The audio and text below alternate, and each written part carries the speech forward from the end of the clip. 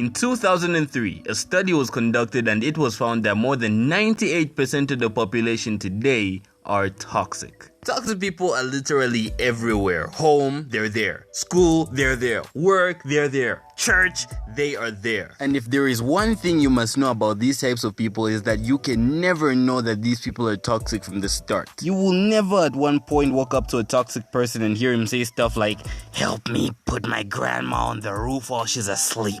Toxic people actually tend to be some of the most harmless, innocent looking creatures you have ever seen. For such a high percentage of toxic people in our environment, I'm sure you who was watching this have had experience with a toxic person before, whether it was your boyfriend, your grandma, your parent, maybe even your friend. In this video, I'm going to be giving you the 4 key principles you should be looking for when you're looking for toxic people. And I'm also going to be telling you a little story of my own on how I came across this toxic person. And on top of that, I'm gonna be giving you some personal advice of my own on how to handle toxic people. Shall we dive into this? Toxic trait number 4, playing the victim.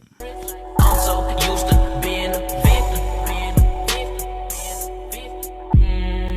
Playing the victim is the fabrication or exaggeration of victimhood for the reason of abusing or manipulating others without repercussions or consequences. It's also some kind of attention seeking or responsibility diffusion mechanism. So in summary of all this jargon, a person who plays the victim is a person who refuses to take responsibility for his or her own actions. In a highly manipulative way, of course. Story time. I once had a friend who we'll call Sydney. Sydney and I were in the same class. So one day the teacher gave us a group assignment which had to do with a research on a particular topic, which the teacher printed on paper and handed to the group leader, which in this case was Sydney. So now Sydney got kind of lazy and every day he left the assignment sheet at his house. Never would come up at Sydney and tell him, "Hey bro, we have to start working on this assignment, it's due 3 days." He would say something like, "Oh man, I'm sorry I left the assignment paper at home, but don't worry, I'm gonna bring it tomorrow and we can start working on the assignment like I promised."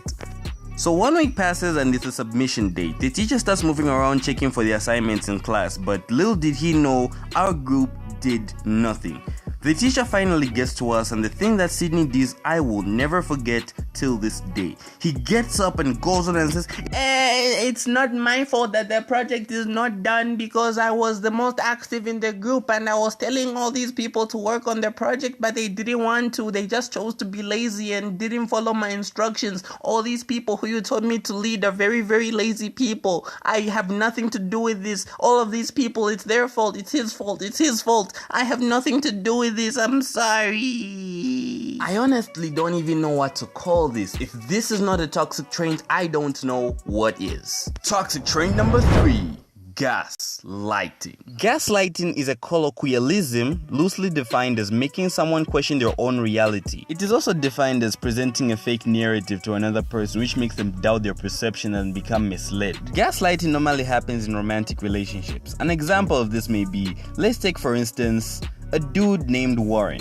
He beats up his wife, he comes home late, he sold his wife's car for $50, and yet when his wife complains about stuff like that, he just says stuff like, "You're just too emotional, you're too mentally unfit to handle this, you're just not born right, maybe you're just retarded because you're from Southern Province. So you can't understand how I'm thinking in my head. Maybe you should just go back to Southern Province where there are people like you, because people like you can't understand." Toxic trait number 2, passive-aggressive behavior. Passive-aggressive behaviors are behaviors that involve acting aggressive indirectly. In detail, people who exhibit this kind of behavior resist demands or requests made by friends or family by procrastinating or not doing it at all. For example, here's a nigga named Jeffrey.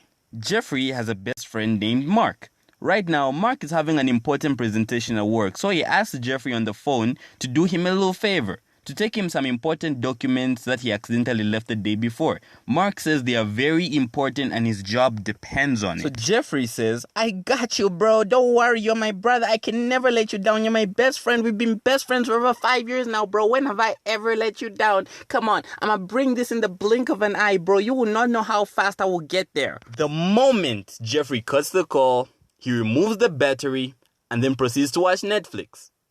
4 movies in a row, baby. Toxic trait number 1, Controlling behavior. This is the most dangerous trait of a toxic person. Controlling behavior is a range of acts designed to make people subordinate or dependent by isolating them from their sources of support. Controlling people have a tendency to want things their way.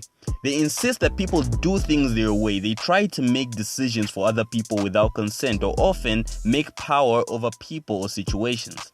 For example, here's a woman named Annie. Annie feels extremely insecure when her husband hangs out with his friends who really mean well for him. What if he cheats on me? What if he goes out to meet new women and those women are more beautiful than me? What if they're doing things that I don't know about? Those men, I don't want my husband hanging out with those men anymore. They're toxic in his life. What does he even need friends? He has me. Why can't he hang out with me? Am I not his friend? When Annie's husband comes back from hanging out with his friends, she then proceeds to tell him to never see them again. She tells him that if she ever sees him with his friends again, she will never touch him again. What to do if you feel like you have a toxic person in your life? Now, assuming your friend or partner has any of the characteristics that I mentioned earlier, here are the do's and don'ts that you should follow to fix your situation. Do: ignore mean texts from them. Avoid or reduce contact with such people. Talk to other friends who may not be toxic about the behavior of your toxic friend. Stand up to toxic people, any sort of emotional abuse. Now here are the don'ts. Don't tell them deep secrets. Don't start arguments with them.